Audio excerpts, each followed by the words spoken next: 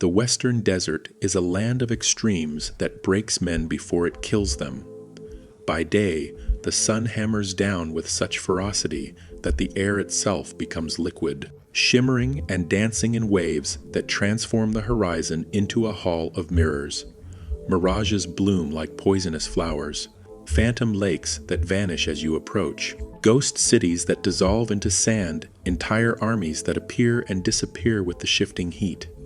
The light is so bright it burns white, bleaching the color from the world until there is only glare and shadow, nothing in between. Men go snow, blind under a sun that could melt steel. By night, the desert transforms into something else entirely. The temperature plummets 40-50 degrees in a matter of hours. The cold comes down like a guillotine blade, stealing the breath from your lungs, turning sweat, soaked uniforms into sheets of ice against your skin. Men who survived the furnace of day die shivering in the dark, their lips blue, their fingers frozen to their rifle barrels. The stars above are so bright, so numerous, so alien that they seem close enough to touch, and in that impossible darkness, you feel certain that something is reaching back. But the desert's true power is not in its extremes, it is in its memory. The Western Desert preserves everything. Walk far enough from the coast, deep enough into the interior, and you'll find the footprints of Roman legions still pressed into salt pans, as clear as if they'd marched yesterday. The bones of camels from Napoleon's doomed campaign lie scattered in perfect anatomical order, bleached white as marble. Waiting, ancient pottery shards crunch under your boots, 10,000 years old, marking the graves of civilizations whose names we've forgotten. And on certain nights, when the wind picks up just right, you can hear them. The screams of the dying, preserved in the sand like insects in amber, played back on an endless loop. The desert remembers everything, and it keeps what it remembers. Welcome back to Ghost Stories of the Battles. I am your host, and I am your guide through the fog of war, through the blood-soaked battlefields where the veil between the living and the dead wears thin, where history refuses to stay buried, where the past reaches up through the earth to drag the present down into the dark tonight. We're going to the Western Desert of North Africa, to Libya and Egypt in the winter of 1940, to witness one of the most improbable victories in military history, and to discover what walked away from that battlefield besides the victors. Operation Compass. December 1940 to February 1941. On paper, it was suicide. The British Western Desert Force, a ragtag collection of 36,000 men cobbled together from whatever troops could be spared from an empire stretched dangerously thin, faced the Italian 10th Army, 150,000 men, heavily fortified, dug into a chain of desert strongholds, stretching from the coast deep into the interior. The Italians had tanks, artillery, aircraft, and the luxury of prepared defensive positions. The British had desperation, audacity, and a brilliant commander named General Richard O'Connor, who understood that in the desert movement was life, and hesitation was death. What O'Connor also had were the Matildas, the Matilda II Infantry tanks, slow as molasses but armored like battleships. The Italians called them the Queens of the Desert, and they learned to fear them. Italian anti-tank guns might as well have been throwing pebbles. Italian artillery shells bounced off that thick hide like rain off a tin roof. When the Matildas came rumbling out of the dawn on the 9th of December, 1940, they were unstoppable. The campaign that followed was a masterpiece of maneuver warfare. O'Connor's forces swept through the Italian positions like a scythe through wheat. Sidi Bahraini fell, Bardia fell, Tobruk fell. The Italians retreated, and O'Connor pursued, driving his men beyond exhaustion, racing across hundreds of miles of unmapped desert to cut off the Italian escape at a tiny settlement called Beta Fam. When the guns finally fell silent in February 1941, the tally was almost obscene: 130,000 Italian prisoners, 400 tanks captured or destroyed, over 1,000 artillery pieces seized. The British had lost fewer than 2,000 men. It wasn't just a victory, it was a miracle. It was impossible. And perhaps that was the problem, because in the vast emptiness of the Cyrenaican landscape, where entire armies can vanish into the sand and the sky, where distances are measured in days of thirst rather than miles, where the line between the living and the dead is written in sand that shifts with every wind, in that terrible, beautiful, ancient killing ground, the soldiers of the Western Desert Force discovered something. When you capture 130,000 men, you might accidentally capture something else. Something that doesn't surrender. Something that the desert had been keeping safe, preserved like everything else in that timeless waste, until the thunder of tanks and the screams of the dying woke it from a sleep that had lasted millennia. But in the vast emptiness of the Cyrenaican landscape, where entire armies vanish into the sand, the soldiers discovered that when you capture 130,000 men, you might accidentally capture something else, something that doesn't surrender. Story 1. The Iron Sarcophagus Sergeant Malcolm. McAllister had been inside the belly of the beast for 6 hours, and he could feel it digesting him. The Matilda II Cank was a marvel of British engineering. 30 tons of riveted steel plate, damn near invulnerable to anything the Italians could throw at it. But it was also a coffin. Inside the crew compartment, the temperature hovered somewhere between baker's oven and foundry floor. The air was thick with diesel fumes, gun oil, and the sweat of 4 men packed into a space barely large enough for 2. Every surface was either scorching hot or sharp enough to draw blood. Sometimes both. Mac sat in the driver's position, peering through a slit of armored glass barely wider than a playing card. Outside, the pre-dawn darkness of the western desert was absolute. No moon, no stars, just an endless ocean of black that pressed against the tank like deep water. Behind him, Corporal Jonesy. Jones manned the 2-pounder gun, his hands already cramping from gripping the traverse handles. To the right, in the commander's position, Lieutenant Ashford checked his watch for the 100th time. The loader, a kid from Manchester they called Rabbit because of his nervous habit of twitching his nose, sat with a shell cradled in his lap like a sleeping child. 5 minutes, Ashford whispered, though there was no one outside to hear them. They were one tank in a line of 30 Matildas, strung out in the darkness, just beyond the Italian camp at Nibewa. Intelligence said there were maybe 2,000 Italian soldiers in the camp, along with artillery and some light tanks. The plan was simple in the way that only suicidal plans can be simple. Wait for dawn, then drive straight into the camp and start shooting.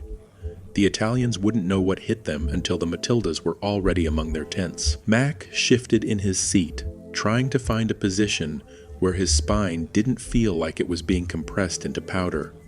He'd been a bus driver in Glasgow before the war, navigating the tight streets of the city with a conductor's bell and a cigarette dangling from his lips. Now he drove a 30-ton monster through minefields and machine, gunfire, the skills. Surprisingly translated. You ever think, Jonesy said from behind him, his voice muffled by the metal, that this is bloody mental 30 tanks against a whole Italian army? Don't think, Mac said. Thinking you'll get you killed. Not thinking you'll get you killed too, though, won't it? Aye, but at least you'll die surprised. Ashford cut them off with a raised hand. Through the narrow vision slit, Mac could see it now. The first gray hint of dawn creeping across the eastern horizon like a stain spreading through fabric. In another minute, maybe 2, there would be enough light to see the Italian camp, to see the targets. Mac's hands tightened on the steering levers. The Matilda's engine rumbled beneath him, a deep mechanical growl that he felt in his bones. He'd driven this particular tank. They'd christened her Bloody Mary, through 3 engagements already. He knew her quirks, knew how she pulled slightly to the left when you accelerated, knew that the engine coughed when you shifted from second to third, She was a temperamental old girl, but she'd kept them alive. So far. "Lights coming up," Ashford said quietly. "Stand by." The gray became silver. The silver became gold. And suddenly Mac could see them. The white tents of the Italian camp spreading across the sand like a field of mushrooms, maybe half a mile ahead. Trucks parked in neat rows, artillery pieces pointing the wrong way, toward the coast, toward an attack they expected to come from the sea. No one was moving. The camp was still asleep. "All units," the radio crackled. "This is Desert Sword. Execute, execute, execute." Ashford's hand came down. "Driver, advance." Mac slammed the throttle forward. The Matilda lurched into motion with all the grace of a drunken elephant. The engine roared. The treads bit into the sand, throwing up plumes of dust behind them. Through his vision slit, Mac could see the other Matildas accelerating alongside them. A line of iron monsters charging out of the sunrise like knights from some medieval nightmare. 200 yards, 150. The first Italian sentry saw them and started screaming. 100 yards.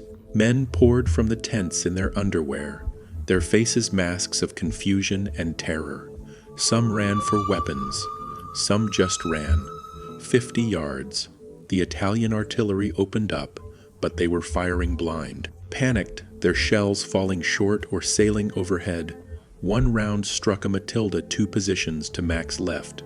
The explosion was tremendous, a geyser of sand and fire. But when the smoke cleared, the tank was still rolling, its armor barely scratched. "Gunner!" Ashford screamed. Tank 11 o'clock, an Italian L3 tankette, a tin can on tracks armed with machine guns, was trying to position itself for a shot. Jonesy traversed right, the 2-pounder swinging to bear on. Fire. The gun bellowed, and the tankette disintegrated, torn apart by the armor piercing round. Rabbit was already loading another shell, his hands moving with mechanical precision despite the terror in his eyes. They hit the camp perimeter at 20 miles per H-hour, and Mac just kept his foot down. Tents vanished beneath the treads. Wooden supply crates exploded into splinters. An Italian soldier tried to throw a hand grenade at them. It bounced off the armor and detonated harmlessly behind them. The radio was chaos now, a cacophony of voices screaming orders and confirmations and warnings. Mac blocked it out, focusing on keeping the tank moving, on not getting bogged down in the soft sand between the tents. The worst thing you could do in a Matilda was stop. Stopped, you were a pillbox. Moving, you were unstoppable. Artillery position, 2 o'clock. Ashford called, Jonesy fired, missed. Fired again. The Italian gun crew was trying to turn their piece to face them, but they were too slow. The second shot caught them dead center, and men and metal flew into the air in a twisted ballet. They'd been inside the camp for maybe 3 minutes, and already it was hell. Fire everywhere. Smoke so thick Mac could barely see. The screams of dying men cut through even the engine's roar, and the Italians were running, abandoning their positions, throwing down their weapons, flooding toward the British lines with their hands up. But something was wrong. Mac saw it first through his narrow vision slit. A group of Italian soldiers, maybe 20 of them, weren't running toward the British. They were running toward the British tanks. Not to surrender, they were screaming, pointing behind them, their faces twisted with terror that had nothing to do with the Matildas. Gli spettri. One of them shrieked as he sprinted past, close enough for Mac to see the whites of his eyes. Gli spettri. Dio ci salvi. The specters. God save us. What the hell are they on about? Rabbit asked. Mac didn't answer, because through the smoke and dust ahead, he'd seen something that made his blood freeze, despite the sweltering heat inside the tank. A trench. A defensive trench that should have been full of Italian soldiers. It was full of bodies instead, but these weren't fresh dead. These were corpses that looked like they'd been lying in the desert for decades. skin blackened and pulled tight over skulls, uniforms faded and rotted, hands curled into claws. There must have been 40 of them, piled in the trench like cordwood, their empty eye sockets staring at the sky. "Sweet Christ," Ashford breathed. "Did we do that?" "No, sir," Mac said. "We've only been in the camp 3 minutes. Those men, they've been dead for years." Before anyone could respond, the radio cut out with a squeal of static. Inside the tank, the temperature dropped, not gradually, not slowly. In an instant, the stifling heat vanished, replaced by a cold so profound that Mac could see his breath misting in front of his face. Frost began to form on the metal surfaces inside the crew compartment, delicate patterns of ice spreading across the gun breech, the ammunition racks, the walls. "What the fuck?" Jonesy started, and then they heard it. Knock, knock, knock. 3 slow, deliberate impacts against metal, coming from inside the engine compartment, behind the armored bulkhead that separated the crew from the mechanics. Knock, knock, knock. "Something's in the engine," Rabbit whispered. "Don't be daft," Ashford said, but his voice shook. It is the engine cooling down, metal contracting. Knock, knock, knock. Louder now, more insistent, and definitely not metal contracting. Mac's hands were frozen to the steering levers. He tried to let go, tried to move, but his muscles wouldn't respond. Through the vision slit, he watched as Bloody Mary changed course on her own, her treads grinding against the sand, turning away from the Italian camp, away from the other tanks, heading out into the open desert. "Mac," Ashford shouted. "What are you doing? Get us back in formation." "It is not me," Mac screamed. "I am not steering. I am not doing anything." The tank accelerated 20 miles per H-hour 25, faster than Mac had ever pushed her. The engine was howling now, a sound like a wounded animal, and beneath it, Mac could hear other sounds, whispers in languages he didn't recognize, the scrape of metal on metal, and underneath it all, a wet, organic sound, like something breathing. Jonesy grabbed the radio mic, trying to call for help, but it was dead, completely dead. Even the static was gone. "We need to bail out," Rabbit said. "We need to get out of this thing right now." The tank lurched to the left, throwing them against the walls, through the vision slit. Mac caught a glimpse of where they were heading, another trench, this one deeper than the others, its edges crumbling. "A mass grave, brace," he screamed, and then Bloody Mary plunged over the edge. They slammed into the bottom of the trench with a bone, jarring crash. Mac's head cracked against the driver's hatch. Blood ran down into his eyes. Somewhere behind him, Rabbit was screaming. The engine was still running, still revving, the treads spinning uselessly against the walls of the trench, trying to dig deeper. And then Mac looked through the vision slit and saw what was in the trench with them. Bodies, dozens of them, hundreds. Italian uniforms, yes, but also British, Australian, Indian, German. French uniforms from the Great War. Uniforms from wars that predated tanks, predated rifles, predated gunpowder. Some of the bodies were fresh, their wounds still wet. Some were ancient, nothing but bones and scraps of cloth. But they were all moving, not like zombies, not shambling or groaning. They were twitching, jerking like marionettes pulled by invisible strings. Their limbs bent at wrong angles, their heads turned too far, their mouths opened and closed in silent screams. And they were reaching for the tank. Dead fingers scraped against the armor, dead fists pounded against the hull. The sound was deafening, hundreds of impacts blending into a continuous roar like rain on a tin roof. Mac could feel it through the metal, through his bones, a vibration that seemed to shake apart his sanity. "Out," Ashford screamed. "Everybody out now." Mac didn't need to be told twice.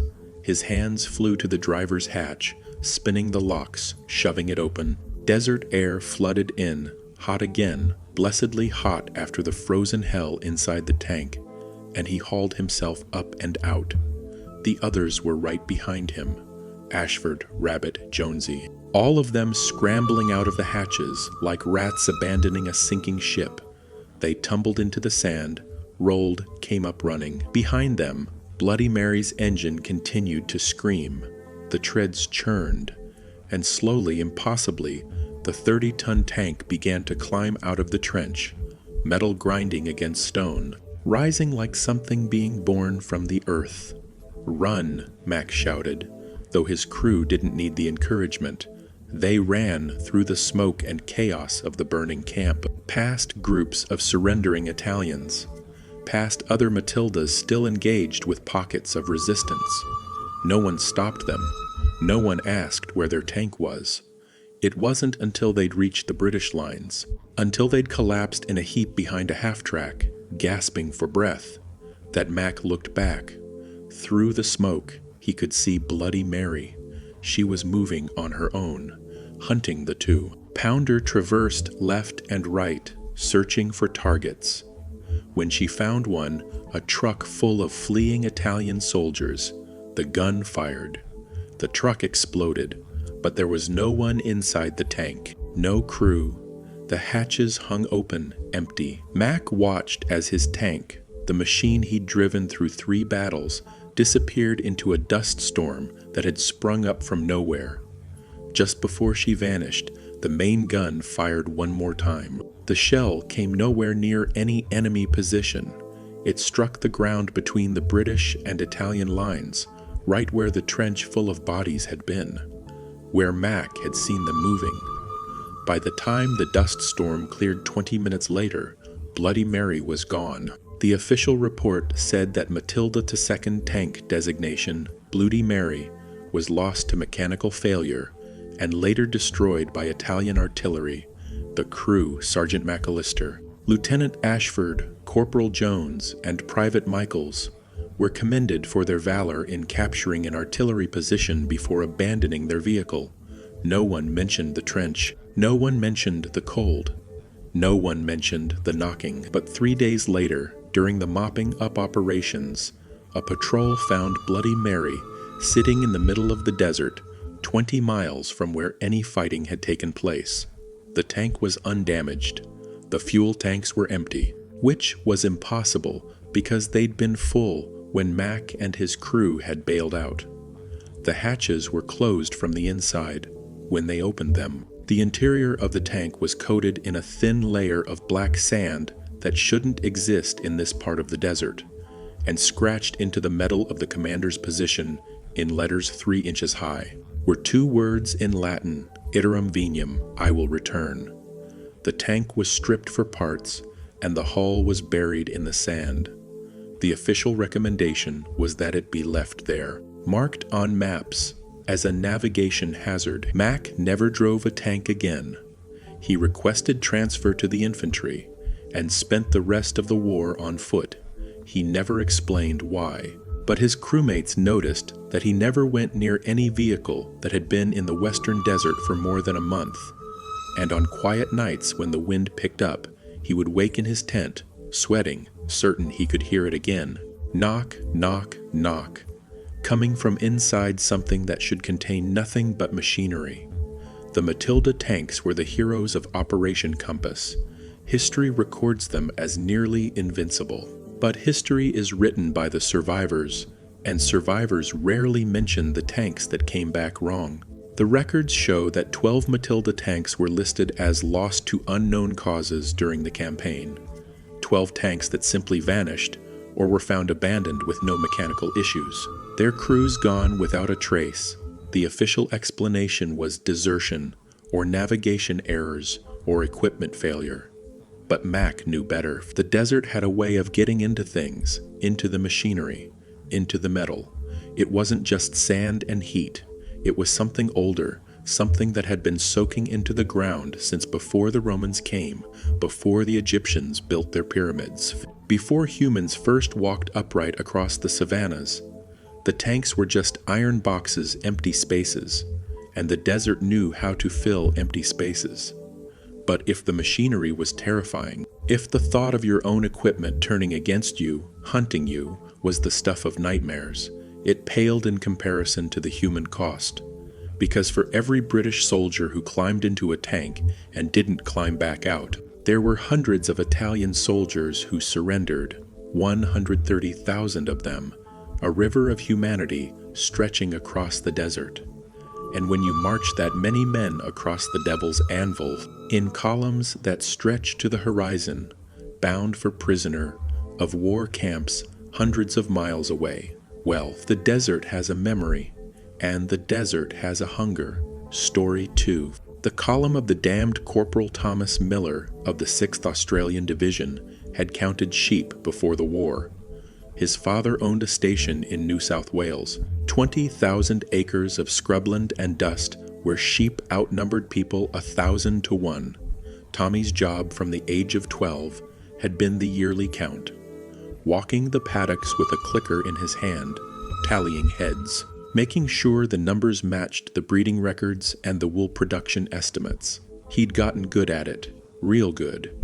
Could count a mob of 200 sheep moving past him at a run and not be off by more than 3 or 4. His father used to joke that Tommy could count the stars if someone asked him to. Now, standing on a ridge overlooking the coast road south of Sidi Barani, Tommy was putting that skill to the test. And the numbers weren't making any damn sense. Below him, stretching from the horizon behind to the horizon ahead, was a column of Italian prisoners. Thousands of them, tens of thousands. A river of green uniforms shuffling south under guard. Headed for the POW camps at Mersa Matruh, they moved slowly, heads down, feet dragging, raising a dust cloud that hung in the air like a funeral shroud. Tommy's job was simple: count them.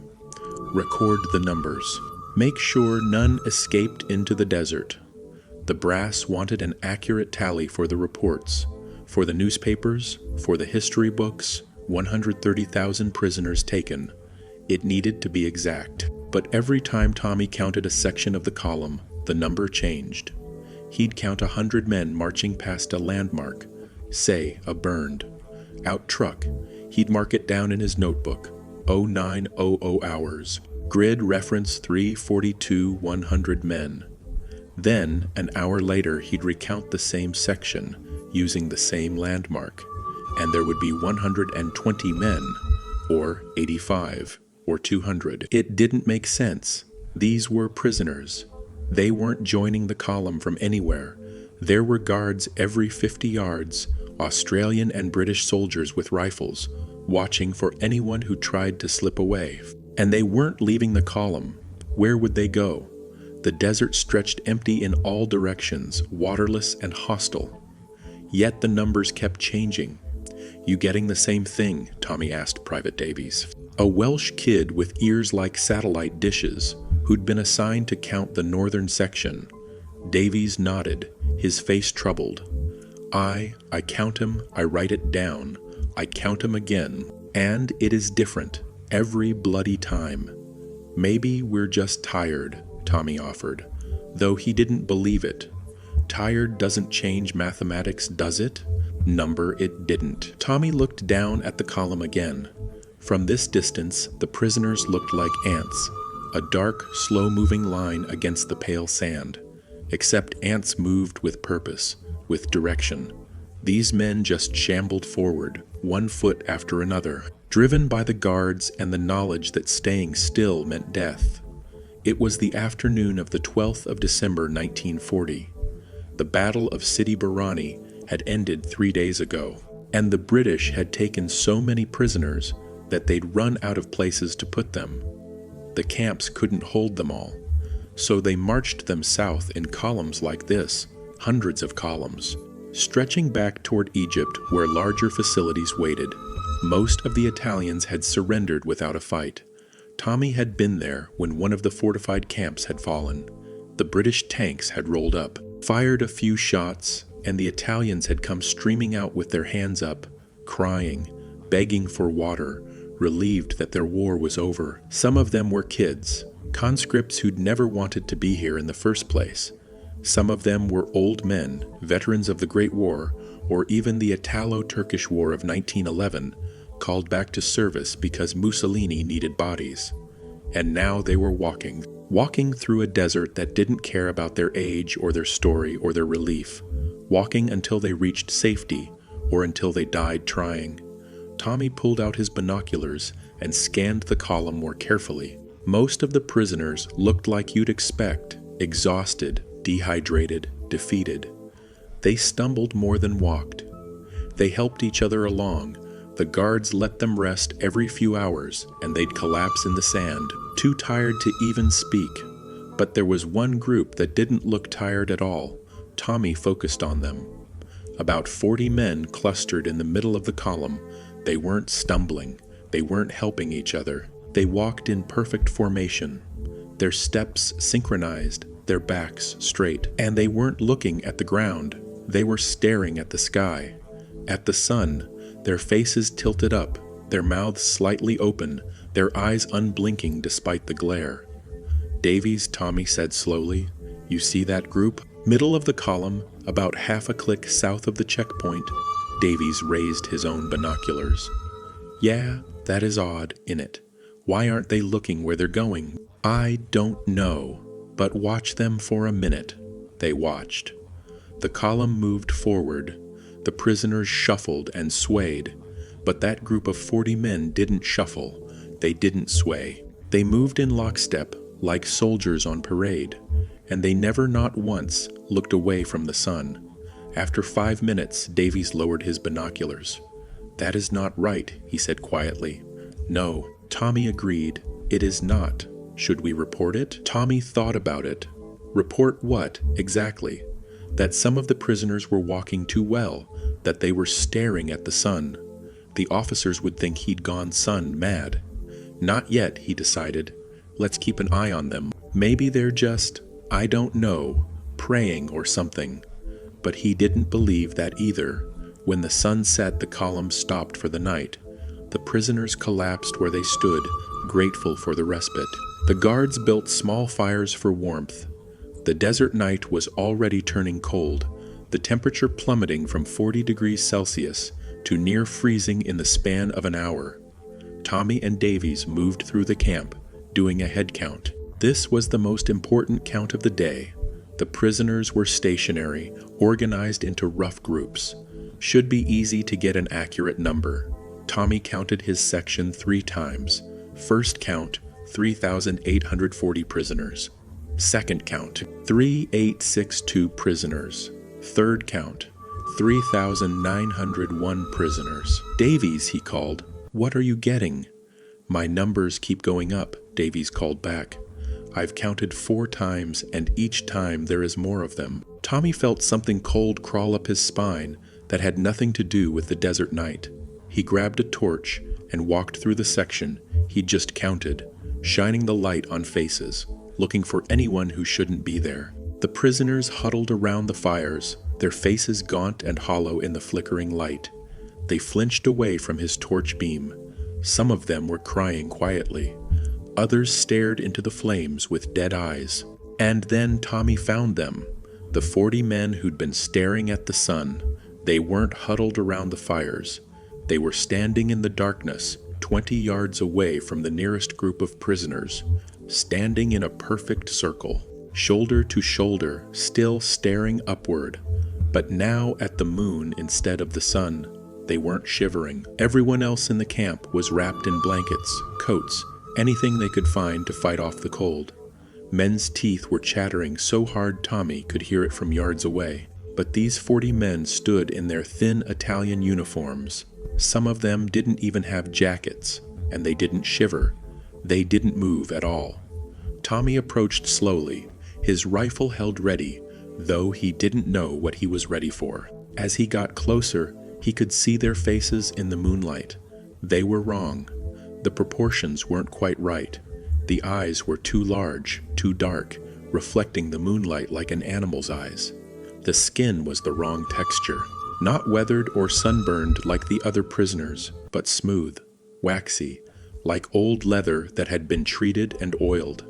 And their uniforms, Tommy's torch beam settled on the closest man's jacket. It was Italian, yes, but the cut was wrong, old-fashioned.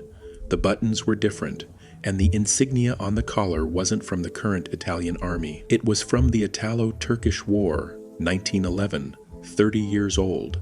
"You," Tommy said, his voice barely above a whisper. "What unit are you with?" The man didn't respond, didn't even acknowledge Tommy's presence. He just kept staring at the moon, his mouth slightly open, his chest not moving, not breathing. Tommy's hand tightened on his rifle. I said, "What unit?" A hand grabbed his arm. Tommy spun, nearly screaming, his finger on the trigger. It was Davies, his face pale as bone. "Don't," he whispered. "Don't talk to them." "Why not?" "Because they're not prisoners. They're not even Italian." "What the hell are you talking about?" Davies pulled him away from the circle of standing men, back toward the fires where the real prisoners huddled. When they were far enough away that the standing men couldn't overhear, though Tommy doubted they were listening anyway, Davies leaned in close. "I asked some of the other prisoners about them," Davies said. "Used what little Italian I know. They're terrified of those men. They call them I Silenti, the silent ones. They appeared after the battle, just showed up in the columns. The Italians say they're not part of any unit. They don't eat. They don't sleep. They don't speak. They just walk. And when someone gets too close to them..." Davies trailed off, his eyes haunted. "What?" Tommy pressed. "When someone gets too close, what happens? The Italians say they take people, soldiers who fall behind, who can't keep walking, the silent ones. They drag them away into the sand." Tommy wanted to laugh. It was absurd. It was impossible. But the fear in Davies's eyes was real. And when he looked back at those 40 standing figures, silhouetted against the stars, he felt that fear infected him too. "We need to tell the lieutenant," he said. "And say what? That some of the prisoners are giving us the willies?" Tommy didn't have an answer for that, so he did what soldiers do when confronted with something beyond their understanding. He followed orders. He finished his count. He wrote down the numbers, even though they didn't make sense, and when his watch shift ended, he wrapped himself in a blanket and tried to sleep. But sleep wouldn't come, because he could hear them.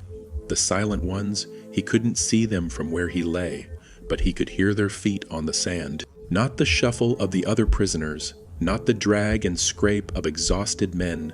These were precise footsteps, march steps. The sound of soldiers on parade, walking through the camp, walking between the fires, walking in patterns that made no sense, spirals and circles, like they were searching for something, or hurting something. Tommy woke to screaming. He bolted upright, his hand finding his rifle before his eyes were fully open. Dawn was just breaking, the sky lightening from black to gray, and the camp was in chaos. Prisoners were running in all directions. Guards were shouting. Someone was firing their rifle into the air, trying to restore order. "What is happening?" Tommy shouted at the nearest guard, a British corporal he didn't know. "They're gone," the corporal screamed back. "Half of them are gone." Tommy's blood froze. "What do you mean gone?" "I mean they're gone. We had nearly 4,000 prisoners when we stopped last night. We've got maybe 2,000 now. That was impossible. 2,000 men couldn't just vanish, even if they tried to escape, which would be suicide. There was no water in the desert. The guards would have seen them, would have heard them, unless..." Tommy ran to the section of camp where the silent ones had been standing. His heart was pounding. His breath came in short gasps. The sand was disturbed there, not like footprints, like something had been dragged. Long, wide furrows in the sand, dozens of them all leading away from the camp, leading into the deep desert. Tommy followed one of the furrows. It was shallow at first, barely an inch deep, then 2 inches, then 6, then a foot. Then it disappeared into a hole in the sand. Not a hole like someone had dug. A hole like someone had been pulled down. The sand around the edges was smooth, rippled, like water that had recently been disturbed and settled again. Tommy knelt down and put his hand near the hole. He could feel something of vibration, like something large was moving beneath the sand. "Don't," a voice said behind him. Tommy turned. One of the Italian prisoners was standing there, a young man with terrified eyes. He was speaking broken English, his words tumbling over each other. "Don't touch. The sand, it eats. I see. Last night my friend he fall. Too tired. The silent men they come. They drag him. He scream. The sand." The prisoner made a swallowing motion. "The sand drink him, like water. He go down, down, down." "Where did he go?" Tommy asked. "Where does the sand lead?" The prisoner shook his head violently. "Not lead, not go anywhere. The desert it keep, it collect. Your general he think he win. He think he capture army. But no, the desert wake up. It collect always. Since time before time, Romans come. It collect, Turks come. It collect. Now we come. It collect. You are not making sense. We not defeat by British." The prisoner insisted, grabbing Tommy's arm. "We defeat by desert. General O'Connor, he not capture us. He wake something old, old like sand, old like stone, and now it push us. It move us, not to camp, not to prison. Then where?" The prisoner pointed east, out into the deep desert toward the interior, away from the coast and water, and any hope of survival. "It take us there, to place where sand is deep, where nothing live. It take us and we go down. We join the others who come before, the Romans, the Greeks, the Phoenicians, all who cross the desert and never come home. We join them under the sand forever." Tommy released the prisoner's arm and stepped back. His mind was reeling. This was madness. Heat stroke, battle fatigue it had to be. But the furrows in the sand were real. The hole was real, and when Tommy turned to look at the column of prisoners preparing to march again, he saw them, the silent ones. There weren't 40 of them anymore. There were hundreds, maybe thousands. They stood interspersed throughout the column, standing straight while everyone else huddled and shook. Standing silent while everyone else wept and prayed. Their uniforms were from every era. Italian, yes, but also Turkish, British, French, German. Some wore armor that hadn't been used since the Crusades. Some wore rags that might have been Roman, and they were all staring in the same direction, east, into the desert. Tommy called to Lieutenant Hammond, who was trying to organize the remaining guards. "Sir, we need to stop the march. Something's wrong with the prisoners." Hammond's face was haggard. "I know something's bloody wrong, Corporal. We've lost 2,000 men and no one can explain how. But we can't stop. We have orders. These prisoners need to reach the camp at Mersa Matruh." "But sir, that is final, Corporal. We march in 10 minutes. They marched. But with every mile, Tommy became more certain that they weren't marching to Mersa Matruh. The route was wrong. The guards kept trying to steer the column south, toward the coast, toward safety. But somehow, subtly, the column kept veering east, into the interior, into the deep desert. And the prisoners weren't resisting. They were following the silent ones. Tommy watched it happen. A guard would set up a checkpoint, directing the column to turn left toward the road. But the silent ones would walk straight, ignoring the checkpoint, and the prisoners behind them would follow the silent ones instead of the guards. When the guards tried to stop them, tried to physically turn them around, the prisoners would panic. They'd scream and fight, not against the guards, but to stay with the silent ones, like children afraid of being separated from their parents. "It is like they're being herded," Davy said as they watched another group veer off the main route. "Like cattle, or offerings," Tommy said quietly. The numbers kept changing. Every hour, Tommy counted. Every hour there were fewer prisoners. They weren't escaping. They weren't being shot. They were just gone. He'd count a group of 50 men, turn away for 5 minutes, turn back, and there would be 47. Count again, 43, again, 39. The sand was eating them. By the third day of marching, half the original column was gone. The guards were in a panic. Some of them wanted to turn back. Some wanted to abandon the prisoners and save themselves. Lieutenant Hammond was barely holding the unit together, and the silent ones kept multiplying. For every prisoner that vanished into the sand, a silent one appeared to take their place. The column wasn't shrinking, it was transforming. On the fourth night, Tommy stood watch over a section of the column. He'd given up counting. The numbers were meaningless now. He just watched, his rifle in his hands, waiting for dawn, so he could be relieved of this nightmare duty. That is when he saw it happen. A prisoner collapsed, an old man maybe 60, who'd been limping for days. He just fell forward into the sand and didn't get up. His friend tried to help him, tried to lift him, but the old man was done, finished. The silent ones noticed. 3 of them broke from the column and walked toward the fallen man. Their movements were synchronized, precise. They reached down with their waxy hands and grabbed the old man's arms. "Hey," Tommy shouted, running toward them. "Leave him alone. Guards, I need help here." But by the time he reached them, it was too late. The silent ones were dragging the old man, not across the sand, through it. The sand beneath the old man had turned liquid, rippling like water, and he was sinking. His friend was screaming, pulling on his arm, but the old man's legs were already gone, then his waist, then his chest.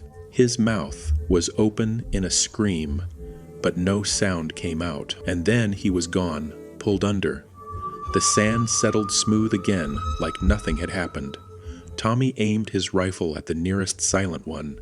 His hands were shaking so badly he could barely hold the weapon steady. The silent one turned to look at him.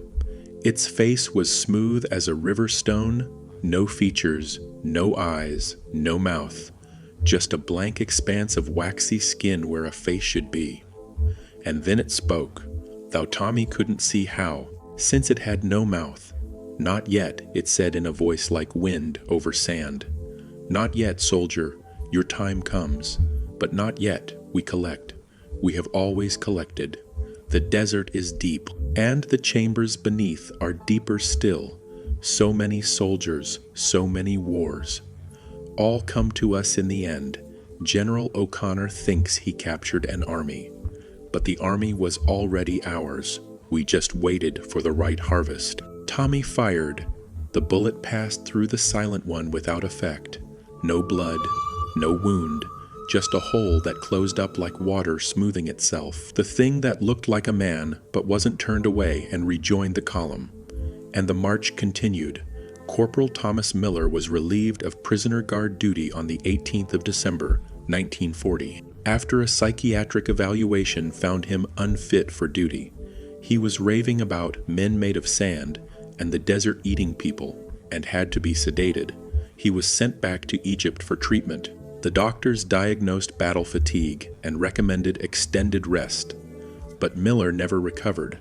For the rest of his life he claimed he could still hear them, the footsteps of 100,000 men, marching in perfect unison, walking east into the desert to a place that wasn't on any map, walking down into the sand, into chambers beneath the desert floor, where the armies of every age were kept, preserved, added to the collection. The official records show that the prisoner columns from Operation Compass delivered 130,000 Italian soldiers to the POW camps. But when the camps did their own counts, they were always short. 3,000 here, 5,000 there, never enough to make anyone suspicious.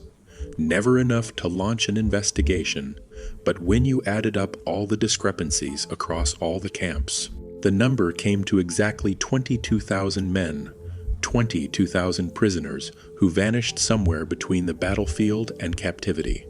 The official explanation was escapes, administrative errors, and deaths from dehydration. Miller knew better. He'd seen the count change. He'd watched the sand swallow them. He'd heard the thing wearing a man's face tell him the truth. The desert collects. It always has. And when General O'Connor marched 150,000 men across the western desert, he wasn't capturing them. He was delivering them. The British celebrated Operation Compass as a triumph of military strategy. Churchill himself praised it as one of the most remarkable and brilliant operations in the history of war. And it was. By any measure, it was a stunning victory. But the soldiers who marched those prisoners across the desert knew something else. They knew that in the vast emptiness of the western desert, you were never alone. The sand remembered everyone who'd ever walked across it, everyone who'd ever died there, and in the heat and the dust and the impossible silence, you could feel them watching, waiting. The campaign wasn't over. The British pushed forward, racing across hundreds of miles of desert to cut off the retreating Italian army. They had to move fast, faster than any army had ever moved through this terrain. They drove through sandstorms and navigated by stars across land that wasn't on any map. And in their haste, in their desperate rush to catch the fleeing Italians before they could escape back to Tripoli, they drove into places that men weren't meant to go. Places where the desert had been keeping secrets since before humans learned to write. The race to Beta Fam would be the final battle of Operation Compass. And for some men, it would be the first battle of something far worse. Story 3. The White House at the end of the world, Lieutenant James Blackwood, had been staring at the white building for 6 hours, and it was staring back. The structure sat maybe 300 yards from his position, a small square building with whitewashed walls that seemed to glow in the afternoon sun. The troops had started calling it the White House, though it was probably a mosque or a shrine or some kind of waypoint for caravans. In the emptiness of the desert, it stood out like a lighthouse in fog. And James hated it. He couldn't explain why. It was just a building, abandoned, probably centuries old, slowly crumbling back into the sand. But there was something about the way it sat there, perfectly square, perfectly white, perfectly wrong, that made his skin crawl. "Eyes on the road, Lieutenant," Sergeant Cooper said from the gun position beside him. "That is where they'll come from." James tore his gaze away from the White House and focused on the coastal road that ran past their position. The road was empty now, just a pale ribbon of crushed stone and camel shit stretching north toward Benghazi and south toward their position. But it wouldn't be empty for long. This was Beta Fam, the 5th of February, 1941, the endgame of Operation Compass. The Italian 10th Army was in full retreat, racing south down this road, trying to escape before the British could trap them. And Combe Force, a scratch unit of barely 2,000 men with a handful of tanks and artillery pieces, had been sent on a desperate race across 150 miles of unmapped desert to get here first. They'd won the race barely. Now they sat astride the Italian escape route, a thin line of British troops facing an entire army. The Italians didn't know the British were here yet, but when they came around that bend in the road and saw the roadblock, well, it was going to get bloody. James commanded an anti-tank gun position, 1 2-pounder gun, 6 shells, and a crew of 3 men who looked barely old enough to shave. They were positioned on a low rise overlooking the road, with a clear field of fire for about 800 yards. If the Italians came in armored vehicles, and they would, James and his boys would get off maybe 2 shots before the return fire arrived. 2 shots to stop an entire convoy. Then it would be hand to hand, or they'd die where they stood. "Winds picking up," Cooper observed. James looked north. The sky was changing. What had been clear blue was now hazy, turning brown at the edges. The wind that had been a light breeze was strengthening, pulling at their uniforms, making the signal flags snap and crack. "Ghibli," James said quietly. Cooper swore. "Are you serious?" James was serious. The Ghibli, the desert wind, the sandstorm that could strip flesh from bones and bury entire armies. He'd seen one from a distance during the advance. A wall of red dust 1,000 feet high rolling across the desert like a tsunami. It had looked like the end of the world, and now one was coming straight for them. How long? Cooper asked. Could be hours, could be minutes. James checked his watch. Almost 1,600 hours. The light was already changing, taking on that peculiar reddish quality that meant tons of suspended sand. Signal the other positions. Tell them to secure everything. If this storm hits before the Italians do, we're going to be fighting blind. Cooper scrambled back to the radio while James returned his attention to the road and to the White House. The building seemed brighter now, as if the approaching storm made it glow. James could see details he hadn't noticed before. Cracks in the whitewash, a dark doorway like a missing tooth, windows that were just black rectangles, number not windows, holes. And something was inside them, looking out. James blinked, and the impression vanished. Just shadows, just tricks of the light. He was tired, that was all. They'd been driving for 36 hours straight to reach this position, navigating by compass and stars across terrain that would break an axle if you breathed wrong. Fatigue made you see things, but he couldn't shake the feeling that the White House was watching him. Waiting, the Ghibli hit at 16:30 hours. On a moment, the sky was brown and hazy. The next, the world disappeared. The wind arrived first, a wall of pressure that nearly knocked James flat. It roared like a living thing, drowning out all other sound. Then came the sand, a horizontal river of particles moving at 60 miles per h-hour, turning the air solid, reducing visibility to zero. James couldn't see Cooper, and the man was 3 feet away. He couldn't see the road. He couldn't see the White House, but he could hear it, the building. Over the roar of the wind, under the hiss of the sand, he could hear something else. A sound that shouldn't be possible, but was unmistakable, chanting voices raised in unison. Rhythmic and deep, speaking words in a language James didn't recognize. It sounded like Latin maybe, or something older. The words had weight to them, each syllable falling like a stone. Do you hear that? James shouted at Cooper. What? The chanting. I can't hear anything except this bloody wind. The chanting grew louder, more voices joining in, dozens, hundreds, an entire congregation singing in the storm.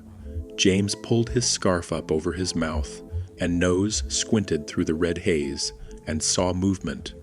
Shadows in the storm, large shapes, vehicle, sized, moving down the road toward their position. The Italian convoy. They were here. Contact. James screamed. Contact. Vehicles on the road. His gun crew scrambled to their positions. James sighted through the gun's scope, trying to track the moving shadows, trying to find a target in the chaos. A truck materialized out of the storm, maybe 200 yards away. Italian packed with soldiers. Fire. The 2-pounder barked, and the truck exploded.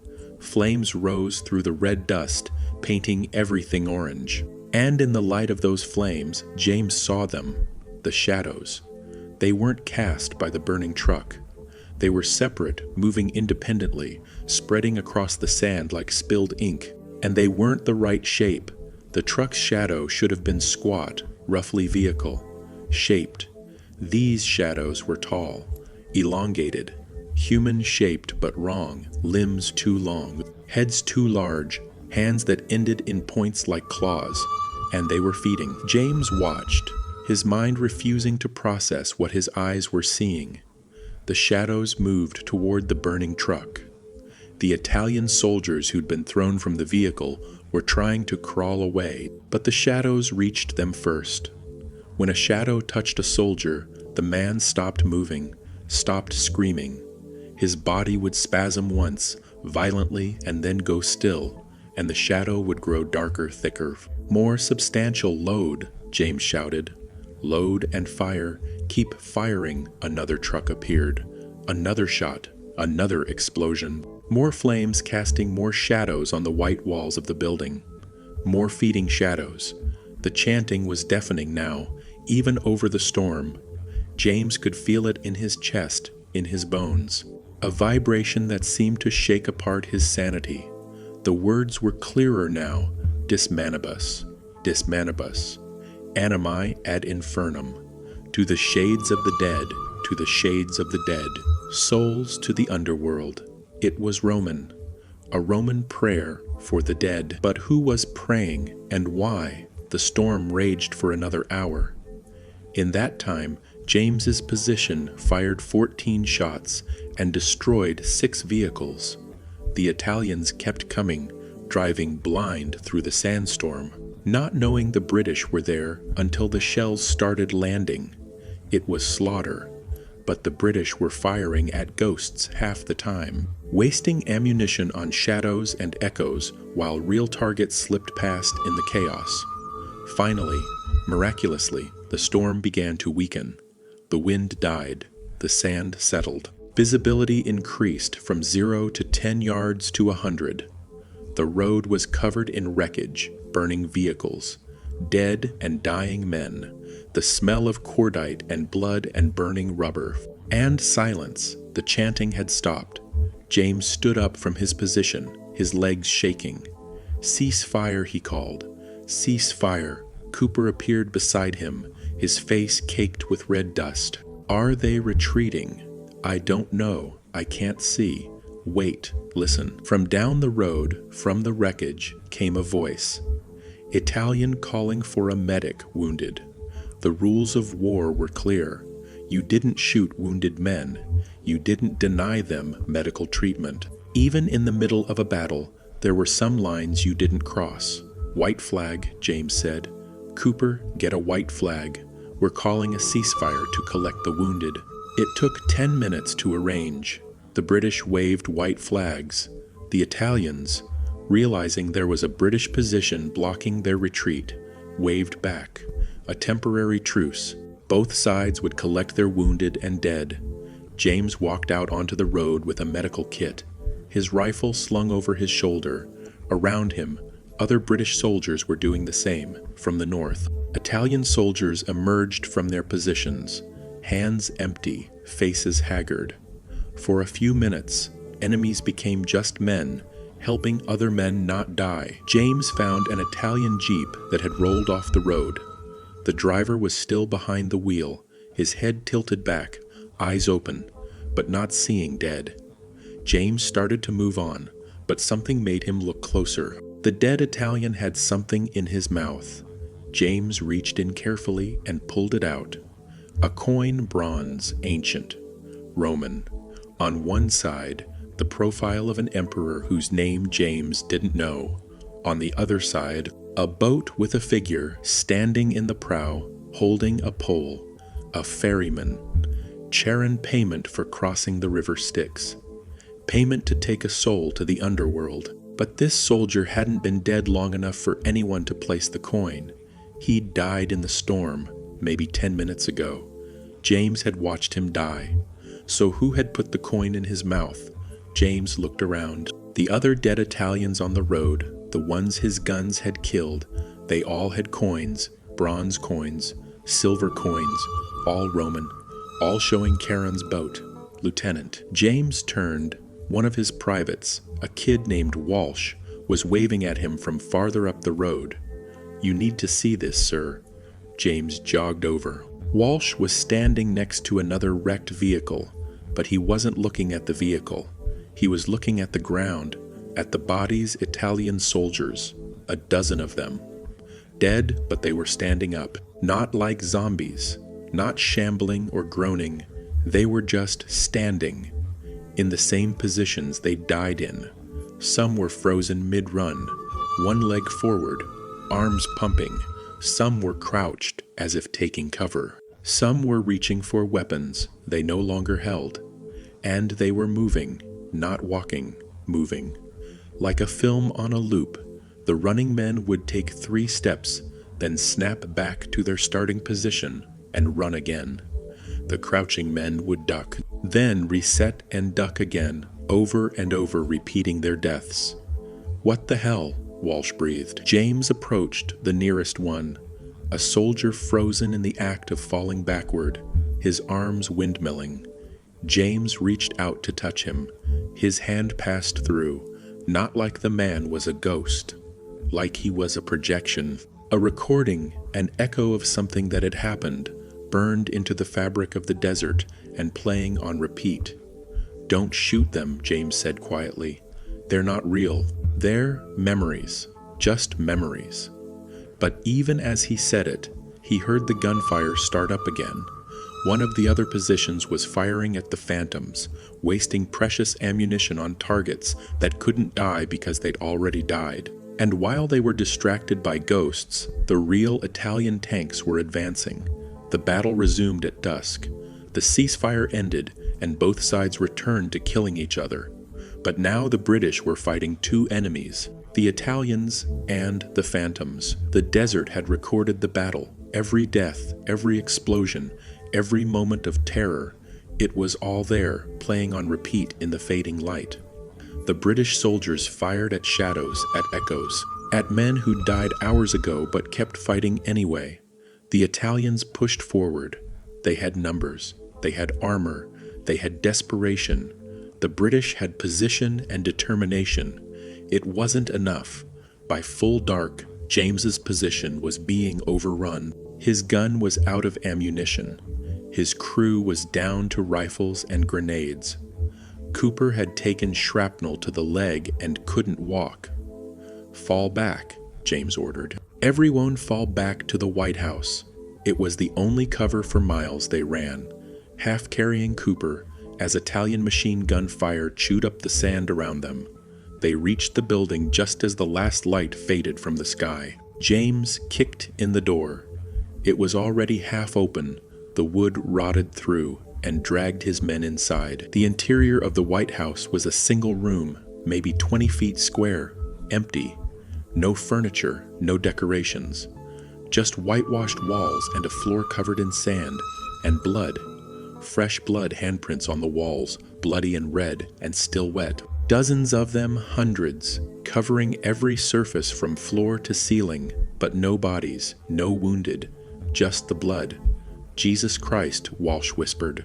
James raised his torch. Shining it on the walls, the handprints weren't random. They formed patterns, shapes, words in Latin, melites, omnes venient, ad me all soldiers come to me. Bellum, aeternum, eternal war. Non est pax in deserto, there is no peace in the desert. And highest on the walls, near the ceiling, where no man could reach without a ladder, were handprints that weren't quite human. The fingers were too long, the palms were too narrow, the shadows. James turned to his men. "We need to leave right now." "This place isn't." The door slammed shut. No wind, no hand, it just slammed, and when Walsh tried to open it, it wouldn't budge. They were trapped. The temperature inside the White House dropped. James could see his breath. The blood on the walls began to move, running upward instead of down, flowing toward the ceiling, pooling in the corners. And the chanting started again. Dismanibus, dismanibus. But it wasn't coming from outside, it was coming from beneath them, from under the floor, from deep, deep underground. The sand at their feet began to shift, to ripple, like something large was moving beneath it. "The walls," Cooper screamed. "Look at the walls." The bloody handprints were moving now, crawling across the whitewashed surface like spiders. They formed shapes, figures, the shadows James had seen feeding on the dead, and they were coming off the walls, three-dimensional, solid, reaching for the soldiers with hands that ended in claws. James fired his rifle point, blank at the nearest shadow. The bullet passed through without effect. "Run!" he screamed and charged at the door. It opened this time, whether because the building released them, or because James hit it with enough desperate force, he didn't know. They spilled out into the night, into the chaos of the ongoing battle. Behind them, the White House began to glow, not with firelight, with something else, something that pulsed in rhythm with the chanting from below, and the shadows poured out after them.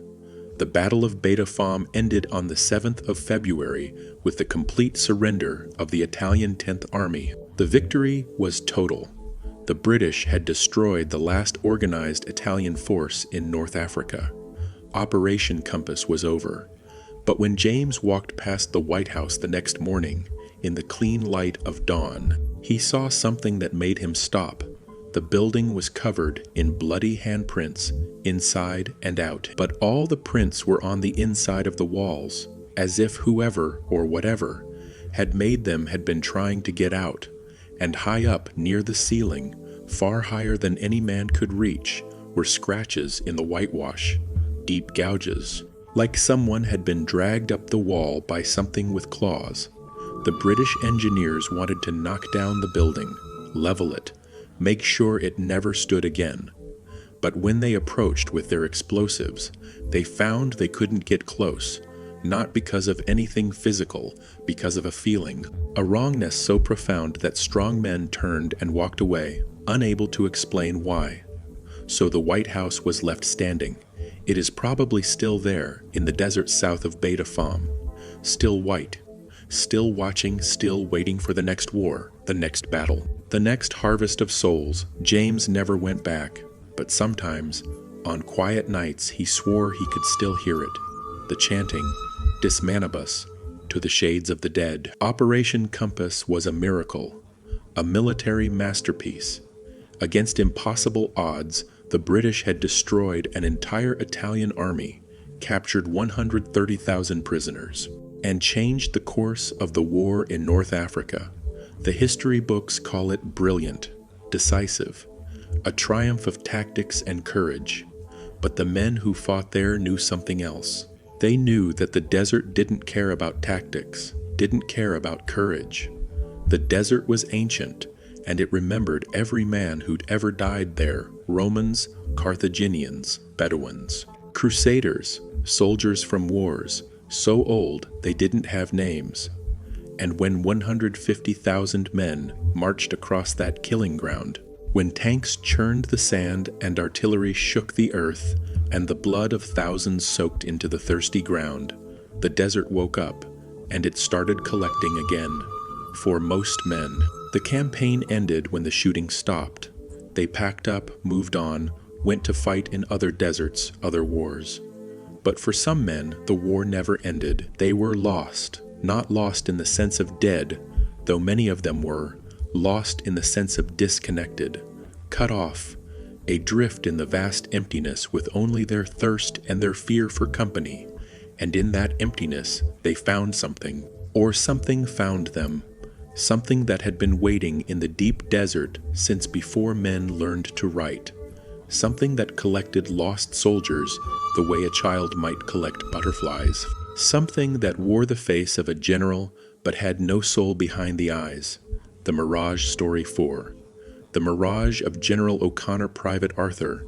Dusty Rhodes found the truck on the third day of searching. He'd been sent out from the main supply depot at Mersa Matruh with a simple mission: locate and recover any salvageable British vehicles abandoned during the advance. Operation Compass had been a whirlwind campaign, troops moving so fast that broken, downed trucks and damaged tanks were simply left where they died. Now that the fighting was over, the quartermasters wanted their equipment back. Dusty's job was to find it, assess it, and either drive it back or mark it for recovery crews. He'd been doing this for a week now, tracking grid coordinates, following compass bearings to the last known positions of abandoned vehicles. Most of them were wrecks, burned out, stripped by scavengers, or buried in sand drifts. But occasionally, he'd find a truck that just needed a new fuel pump or a tire change, and he'd nurse it back to life and drive it home. It was solitary work, dangerous too, driving alone through the desert with just a compass and a map. But Dusty liked it.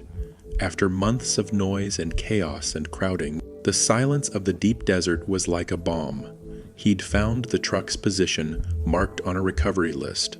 One Bedford QL truck, abandoned approximately 60 miles southwest of Beta Fam, crew status unknown. The coordinates put it well off the coastal road, deep in the interior, where nothing lived except scorpions and heat. Dusty reached the position around noon. The truck was there, sitting in a shallow depression between two dunes, looking almost pristine. No damage. No signs of fire or combat. It was just sitting there. As if the driver had parked it and walked away 5 minutes ago, Dusty pulled up alongside in his own vehicle and killed the engine. The silence rushed in immediately, absolute and oppressive. No wind, no birds, not even the buzz of insects. Just the sun and the sand and the abandoned truck. Dusty approached cautiously, his hand on his pistol. You never knew what you might find in an abandoned vehicle.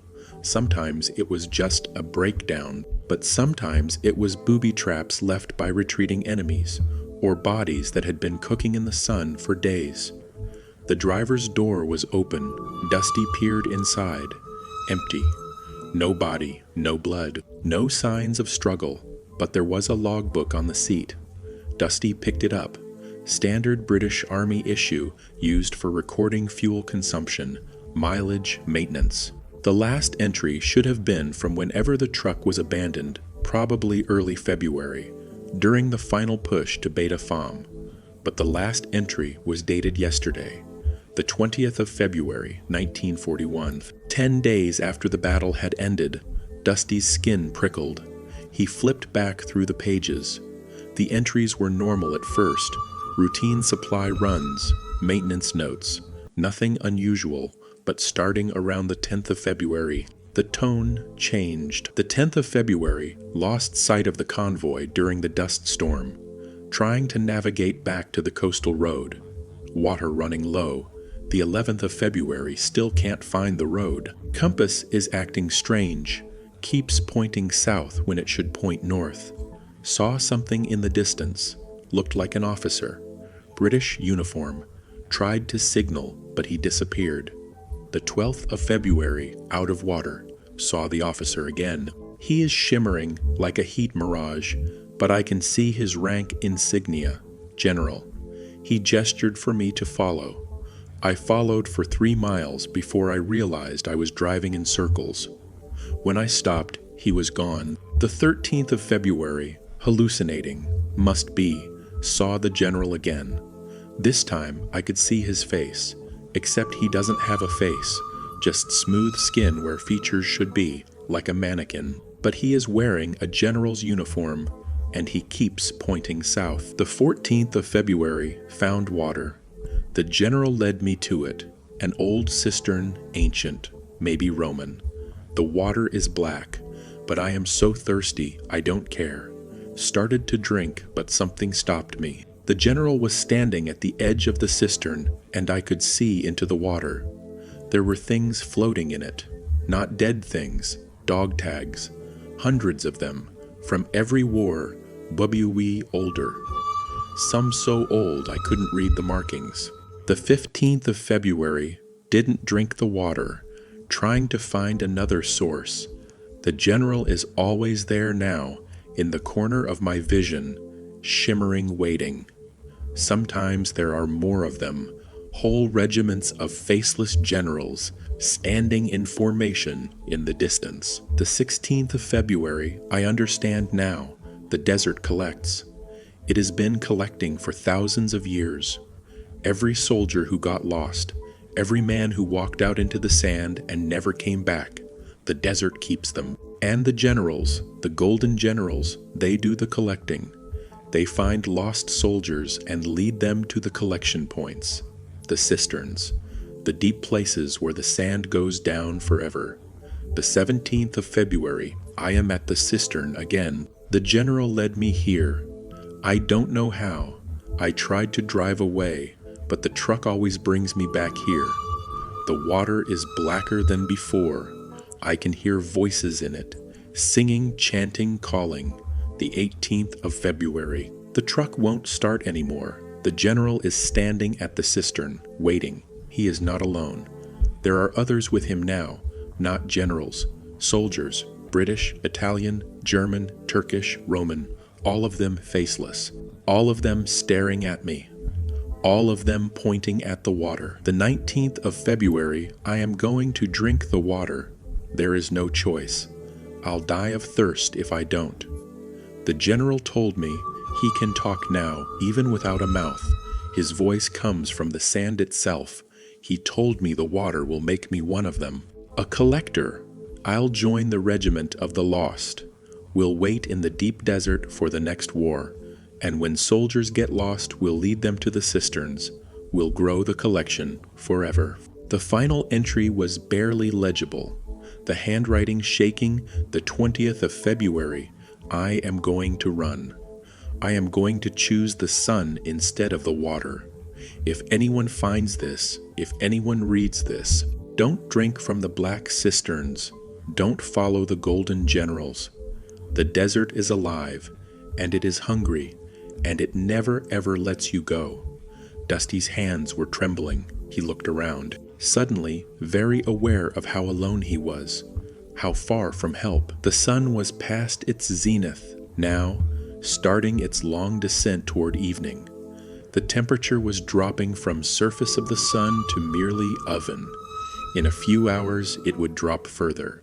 By midnight it would be below freezing. Dusty needed to leave, needed to get back to his vehicle and drive back to base and report this and let someone else deal with. He saw it. In the distance, maybe a mile away, shimmering in the heat haze, a figure standing perfectly still, wearing what looked like a British officer's uniform. Dusty's throat went dry. He raised his binoculars with shaking hands.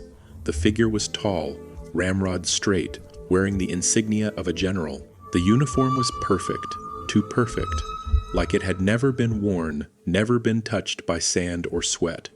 But the face, there was no face, just smooth, blank skin where features should be, like a mannequin, like a statue that had been sanded down until all detail was erased. Even as Dusty watched, the figure raised one arm and pointed, south into the deep desert. "No," Dusty whispered. "No, I am not following you. I am not." The figure vanished. Dusty spun around, scanning the horizon, empty. Nothing but sand and heat, and they're closer now, maybe half a mile away. The same figure standing in the same position, pointing south. Dusty ran back to his truck. His hands fumbled with the keys. The engine turned over once, twice, then caught. He threw it into gear and floored the accelerator, not caring which direction he was going as long as it was away from the faceless general. He drove for 10 minutes at top speed, the truck bouncing over dunes, the suspension screaming in protest. When he finally slowed down and checked his compass, his blood froze. He was heading south. He'd driven in the exact direction the general had pointed. Dusty spun the wheel, turning north back toward the coast. He drove for another hour, following his compass religiously, ignoring the growing sense that something was wrong. When he stopped to check his position, he discovered he'd somehow driven in a perfect circle. He was back at the abandoned Bedford truck, and standing beside it pointing south was the Golden General. Dusty ran out of water on the second day. He tried everything. Tried driving in a straight line, tried navigating by the stars, tried following his own tire tracks back. Nothing worked. No matter which direction he drove, he always ended up back at the same place. The abandoned truck, the depression between the dunes, and the general always there, always pointing south.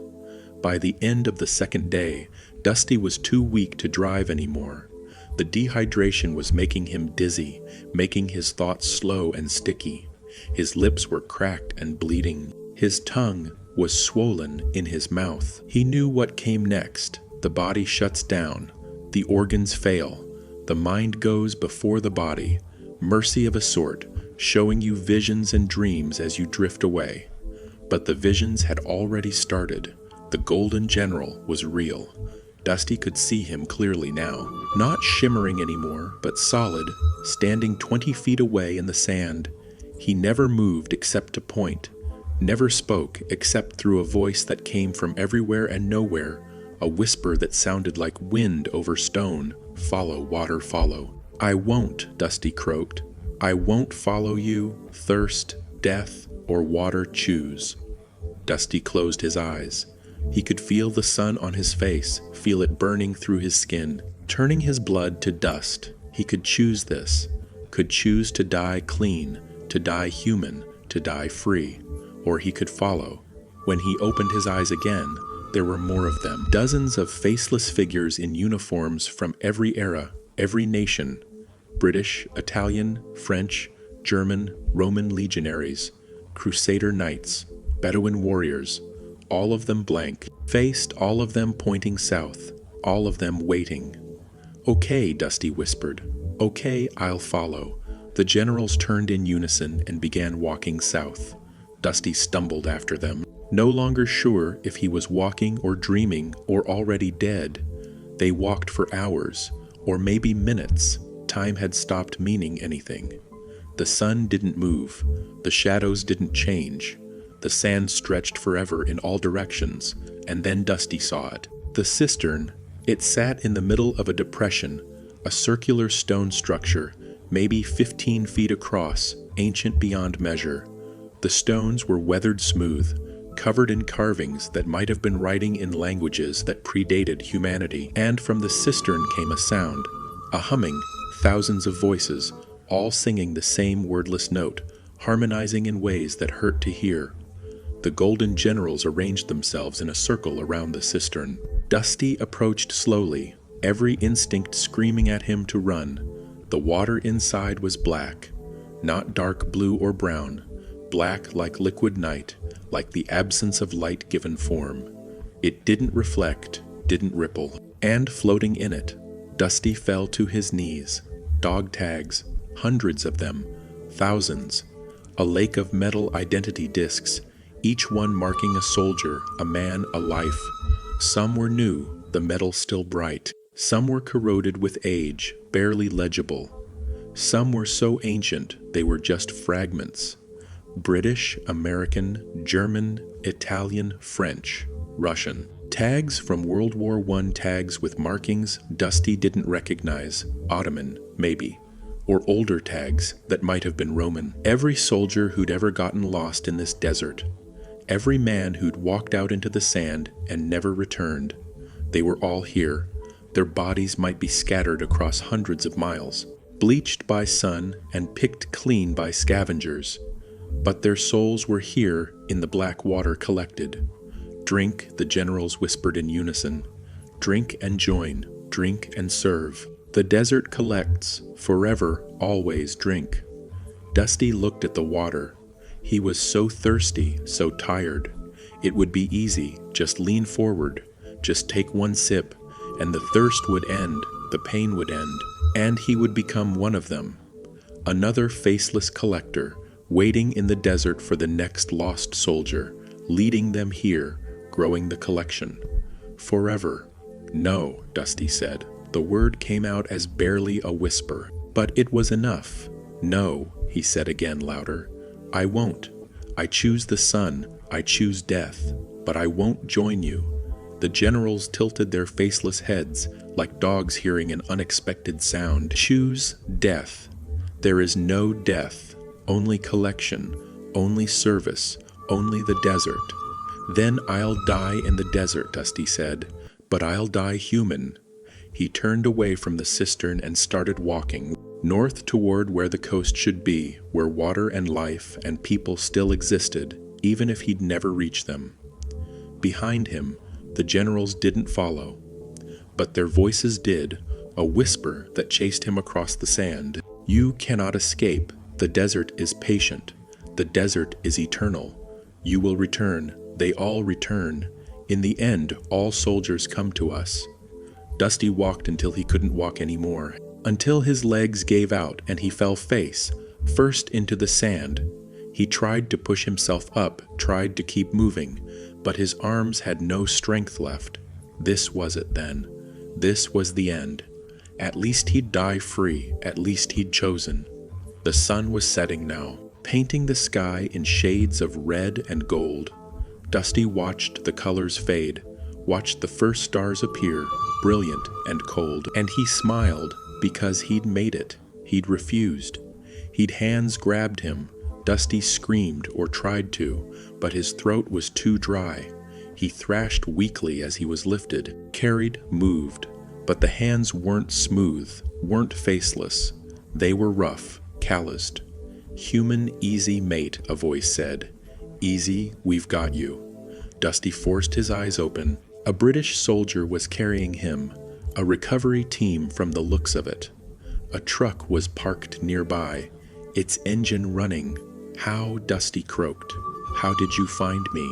"Signal fire," the soldier said. "Samana spotted your truck from the air, saw the smoke. We've been looking for you for 2 days. Thought you were dead for sure. Signal fire." I didn't light any."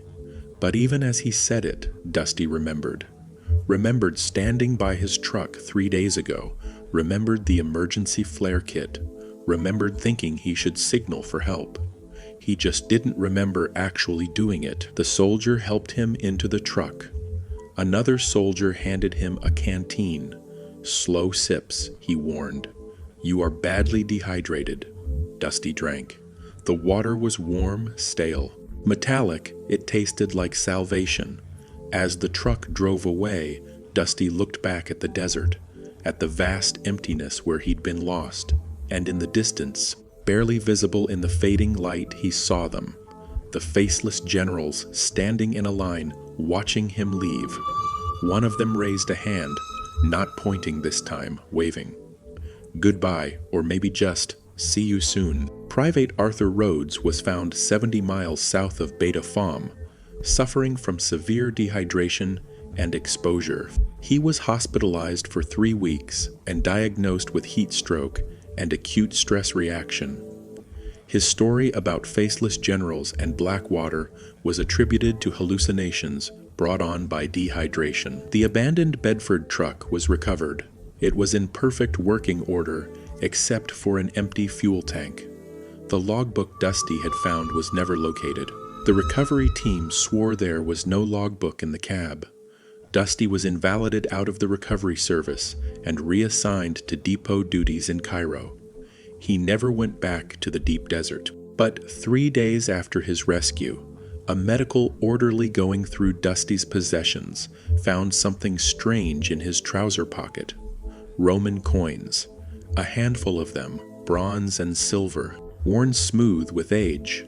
On every coin, the same image, a boat with a figure in the prow holding a pole, Charon the ferryman, payment for the crossing. When asked where he'd gotten them, Dusty had no memory of taking them, but he insisted he'd seen them before, floating in black water, in a cistern that shouldn't exist, in a place that wasn't on any map. And sometimes, late at night, when the desert wind rattled the windows of his barracks, Dusty would wake in a cold sweat, certain he could hear it, the voice of the desert itself, whispering, "All soldiers come to me, all soldiers in time, in time." The British declared Operation Compass a complete success, and by any military metric it was. 36,000 men had defeated 150,000. They'd captured an entire army, destroyed hundreds of tanks, seized thousands of artillery pieces. They'd advanced 500 miles in 2 months through some of the most hostile terrain on Earth. It was impossible. It was brilliant. It was a miracle. But Dusty Rhodes knew something the history books didn't mention. The desert was a living thing, ancient and patient and hungry.